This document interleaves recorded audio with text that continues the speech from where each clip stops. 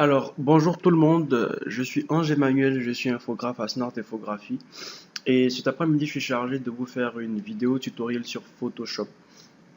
Alors, c'est la première vidéo tutoriel, on va pas se casser la tête. Vous savez tous qu'il y a plein de vidéos sur YouTube pour apprendre à apprendre l'infographie, à apprendre Adobe Photoshop, Illustrator, After Effects et plein de choses à côté.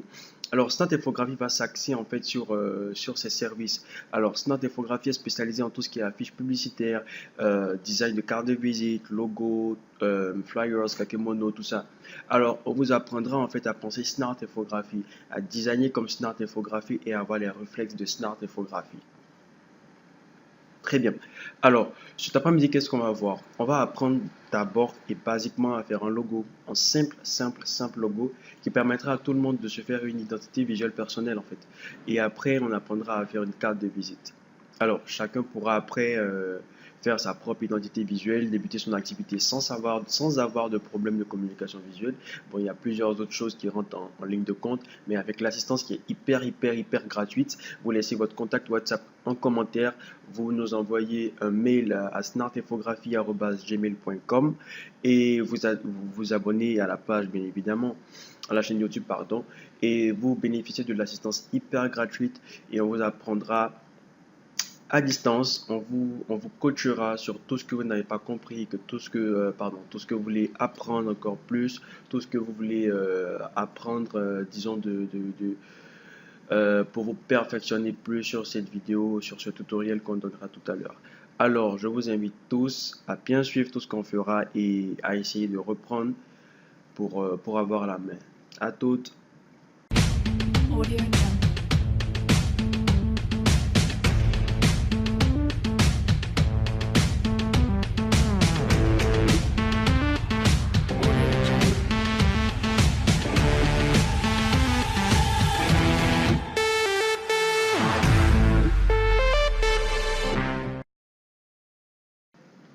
Alors, on va partir sur une base hyper simple. On va essayer de reproduire le logo de Photoshop et faire le nôtre, pourquoi pas.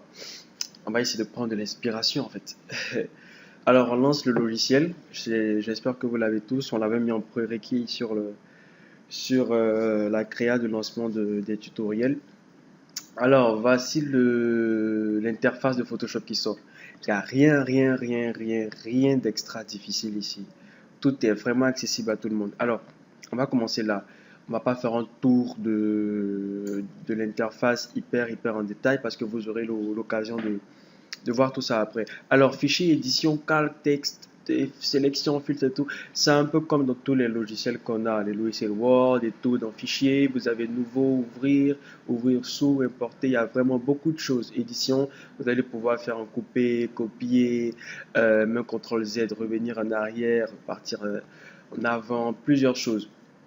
Alors, vous rentrez dans calque aussi, vous avez beaucoup d'autres options. Enfin, vous aurez le temps de regarder tout ça.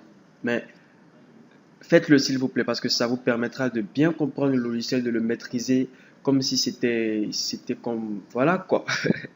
Alors, à gauche ici, on a une liste d'outils.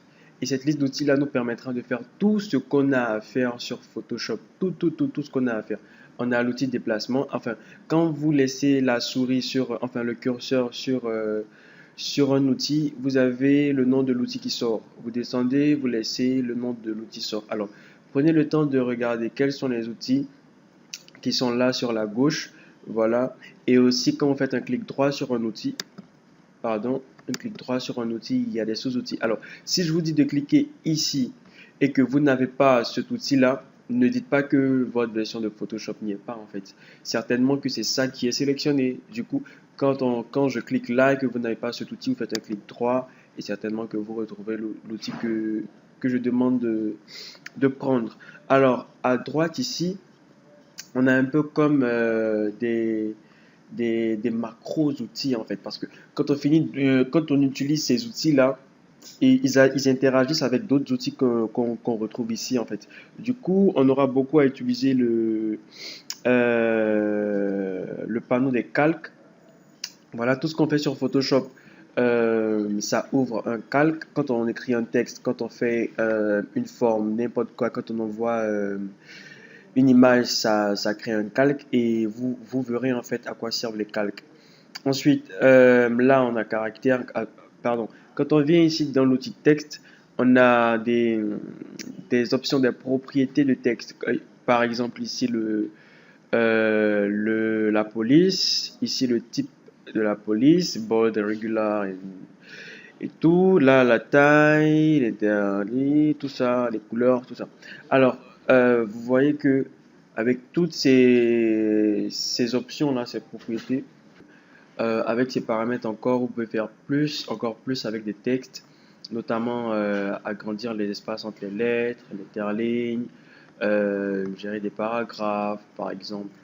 Alors, on va aller rapidement. C'est pas le vif du sujet. Alors, comment refaire le logo de Photoshop et adapter au nôtre? Alors, on va faire le logo de Photoshop PS et après, on fera notre propre logo avec ML pour dire mon logo. Alors, on vient dans Fichier, on fait Nouveau. Voilà, clic gauche à chaque fois. Nouveau, là vous pouvez mettre le nom de votre créa, mais bon, c'est pas tellement important parce qu'après on vous le redemandera. Alors, mon logo, formation, Snart. Alors, on va aller rapidement. Paramètres prédéfinis, on va garder le papier format international qui est le papier ordinaire, le papier RAM. Si vous avez un autre plan de travail, par exemple, vous voulez faire une carte de visite ou un kakémono et que vous avez déjà vos dimensions de papier, de forme, enfin, vous avez déjà le format de votre créa, vous entrez ici la largeur et la hauteur de la créa. Alors, bon, enfin, je vais faire un truc carré, donc du coup, je vais mettre un 297 ici. Voilà, pour que ça fasse un carré. Résolution, alors ça reste pareil. Couleur RGB parce que c'est destiné à tout ce qui est numérique.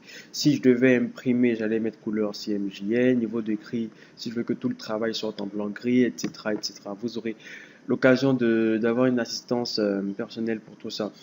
Alors, je valide OK. Alors, j'ai un plan de travail carré qui va sortir. Enfin, effectivement, c'est ça. Un plan de travail hyper carré qui va sortir. Mais qu'est-ce que j'ai?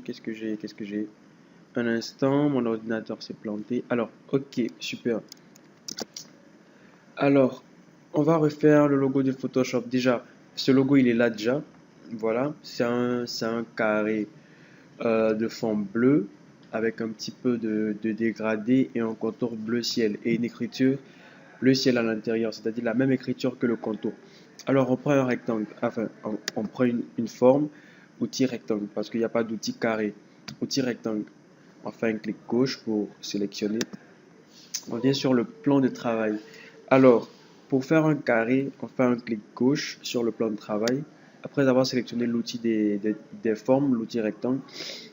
Et on bouge la souris pour dessiner le carré. Alors, pour faire un carré vraiment proportionnel, il faut que la longueur et la hauteur, enfin la largeur et la hauteur soient les mêmes données. Alors là, on a 9,25 cm sur 7,87. Ça fait pas un carré. Alors, j'essaie de faire mon carré. C'est pas vraiment aisé. Alors, j'ai qu'à appuyer sur Shift et ça me fait un carré. Voilà, quand on appuie sur Shift, on a des valeurs proportionnelles en fait sur le travail qu'on est en train de redimensionner. Alors, je te laisse la main sur Shift et là, voilà, avec aisance, je peux me faire un beau carré. Alors, je fais ça et je garde comme ça. Alors, annuler. Voilà, j'ai un carré tout noir. Pourquoi il est noir? Parce que dans les options de mon outil rectangle, j'ai sélectionné un fond noir, d'accord, et pas de contour. Alors, je vais prendre un fond de couleur bleu. Si le bleu que je veux n'y est pas, je viens là, voilà, et je me sélectionne une couleur bleue, si c'est ça, enfin, je pense ça, clic gauche, ok, voilà la couleur que j'ai. Est-ce que ça me chante? Si, oui, je la garde, sinon, je la change. Ensuite, je fais un dégradé, je veux pas que ce soit un tel bleu. Alors, je viens sur le calque et je double-clique. Je fais un clic gauche, je double-clique. Alors, j'ai les options en plus du calque qui sortent. Il y a vraiment beaucoup à manger ici. Je vous laisse le temps de bien circuler dans tout ça pour comprendre qu'est-ce qu'il y a, comment, voilà, on peut faire un contour ici, une ombre interne, une lueur, une incrustation de couleurs, un motif. Vraiment, il y a vraiment beaucoup de choses à apprendre ici. Alors, je vais vous laisser le temps de bien vous régaler avec tout ça et on en reparlera dans les tutos prochains. Alors, je vais faire un dégradé. Ici, je vois incrustation en dégradé. Alors, je fais un clic gauche. Clic gauche sur l'écriture ici et non sur la case à cocher. Et puis, les propriétés de mon incrustation en dégradé sortent. Alors, on va aller hyper rapidement. Je clique là où c'est dégradé. Alors, ici, noir, je double-clique et je me mets une couleur bleue. Cette couleur-là, ça me va. Oui, on va garder ça. Et ensuite, je vais prendre un autre bleu.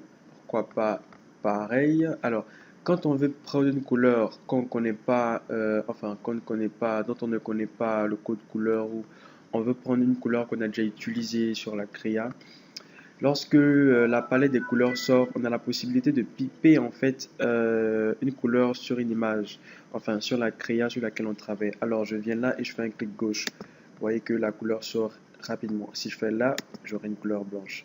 Alors je sélectionne ma couleur bleue et j'ai que du bleu. Alors, je vais faire un dégradé. Un dégradé, c'est une sorte d'agencement de deux ou plusieurs couleurs sur le même plan. Alors, je vais cliquer quelque part là. Ça me sort une nouvelle couleur. Voilà, je peux ajouter une nouvelle couleur quand je fais un clic gauche juste en bas de cette barre là. Voilà, je clique sur couleur, je prends un truc un peu plus clair. Voilà, et vous remarquez déjà là qu'il y a le bleu que j'avais choisi bien pur qui est en haut et en bas. Et ensuite, on a un milieu. Alors, je vous reviens tout à l'heure.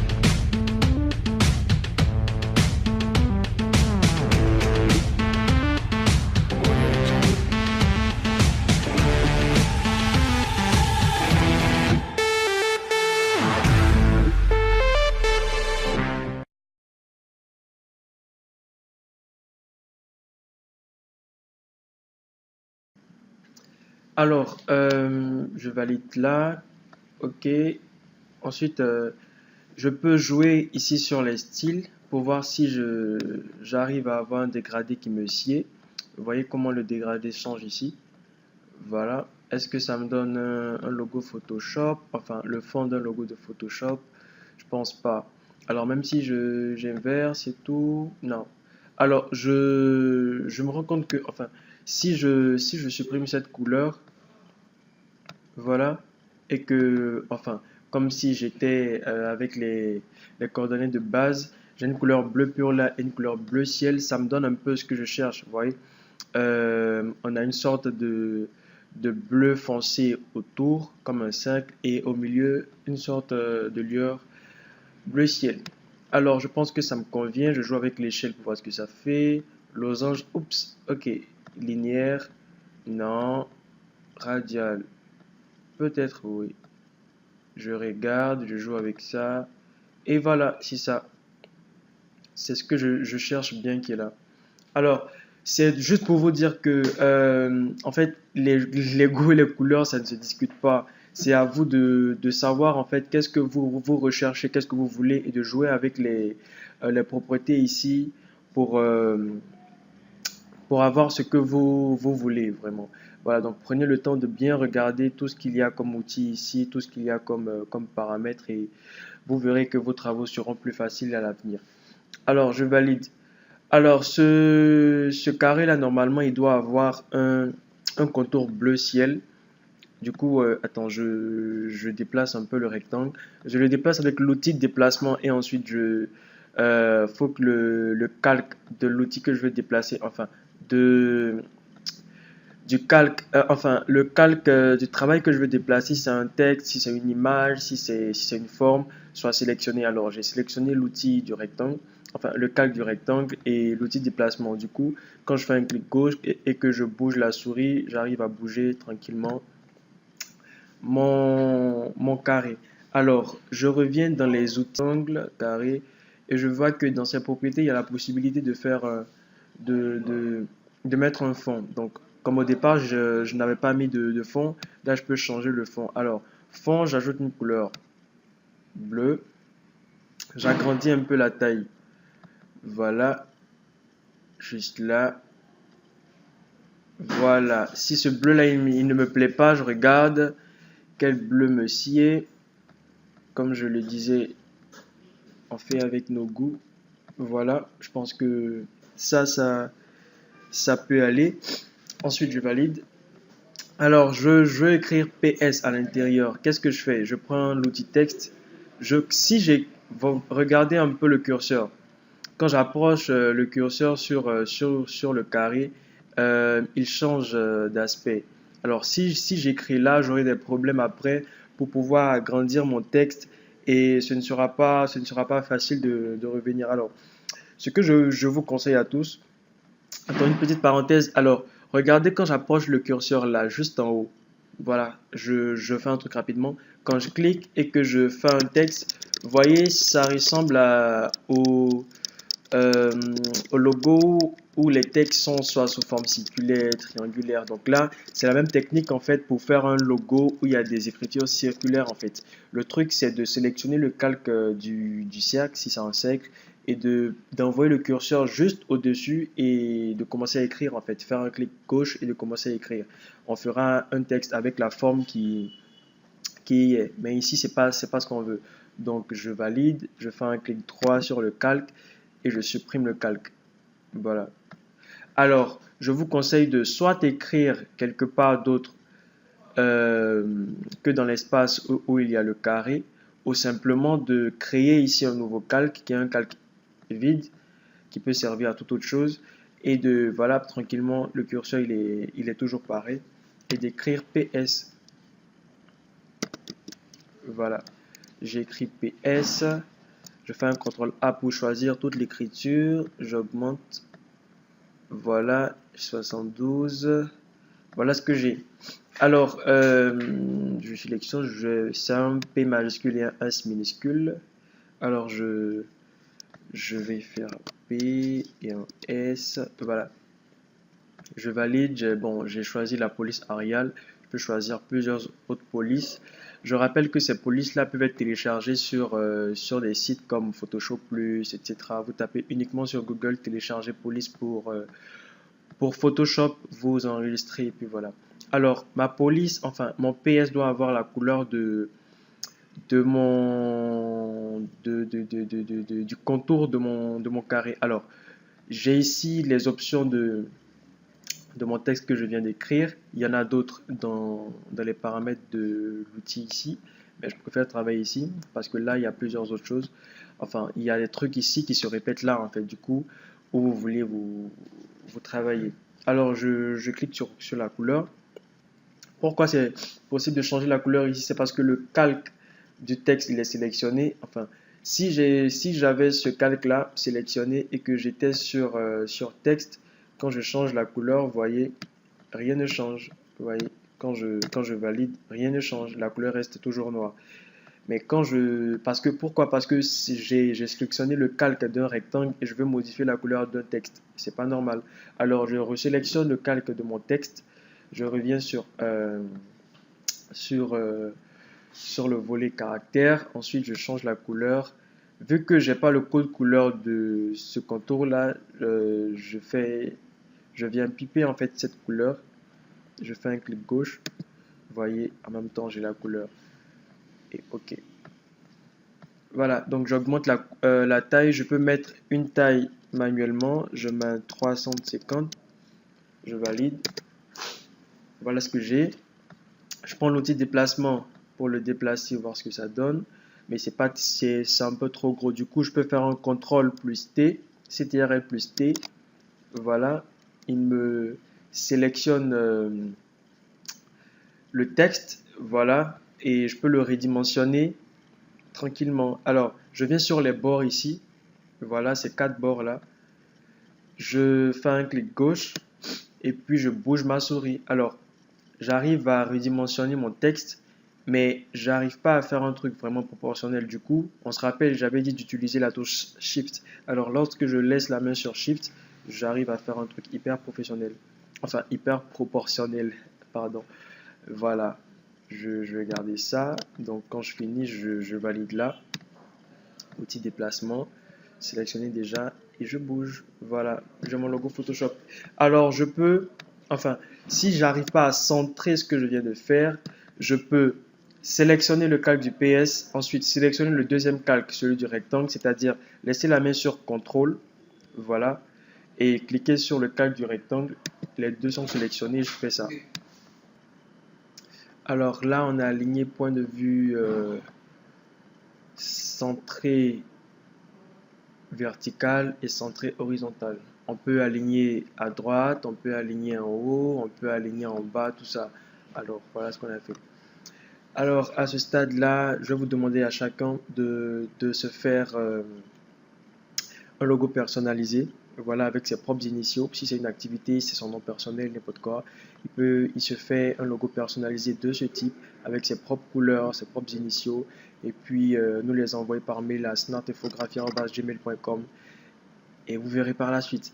Alors, je vais vous donner plusieurs orientations, enfin, je vais vous cultiver un peu l'esprit pour que vous vous inspirez, en fait, voilà, je vais vous communiquer un peu d'inspiration pour ce que vous allez faire, en fait. Mais je ne vais pas aller en détail, voilà, je vais aller hyper rapidement. Celui qui aura suivi saura un peu comment s'y prendre pour le reste. Alors, voilà, après la pub. Audio Jungle. Audio Jungle.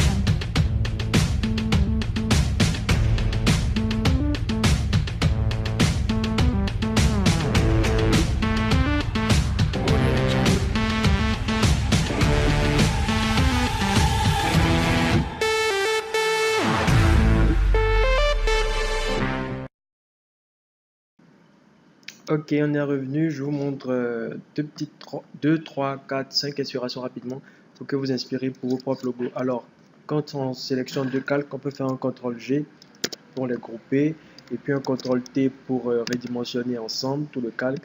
Alors, ce que je fais, voilà, je fais ça. On peut faire un CTRL J ou venir sur le groupe, voilà, dupliquer le groupe. On a un deuxième, voilà, avec le même calque. Outil de déplacement, je déplace. CTRL T. Voilà, je clique, je fais ça. J'explique pas trop. Voilà. Celui qui aura bien suivi. Voilà, quand on fait un CTRL T, en fait, on a la possibilité de faire tourner, enfin, faire pivoter le calque à des angles réguliers. Alors, voilà. Ça.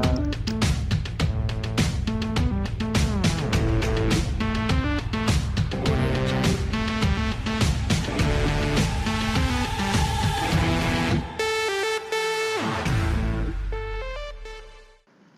Voilà, alors j'ai fait deux, trois petits trucs rapidement pour vous donner un peu d'inspiration. Alors que chacun essaie de faire quelque chose et nous présenter. À tout à l'heure pour le tuto sur la carte de visite.